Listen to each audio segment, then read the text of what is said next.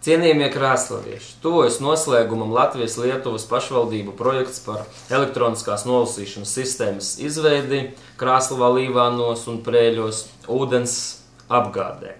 Ir veiktas visas datu nolasīšanas, savākšanas, uzkrāšanas un pārsūtīšanas ierīču piegādes šajās pašvaldībās.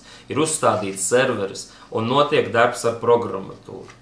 Tagad atlicis pabeigt ūdens skaitītāju un impulsu nolasīšanas moduļu uzstādīšanu. Protams, esam saskārušies ar virkni problēmu, kas kavē sistēmas ieviešanu. Kā jau mehāniski elektroniskam ūdens skaitītāju un nolasītāju komplektam ir gadījies, ka ir nepieciešams veikt ieregulēšanas darbus un vairākas reizes lūgt iekļūšanu dzīvokļos. Un šāda traucēšana daudziem dzīvokļu īpašniekiem nav patikusi. Kā vēl vienu problēmu var minēt apstākļi, ka pie daudziem dzīvokļu īpašniekiem nav iespējams iekļūt darba laikā. Vēl lielāka problēma saistās ar to, ka daži dzīvokļu īpašnieki vispār ir prombūtnē un dzīvoklī tikt nav iespējams.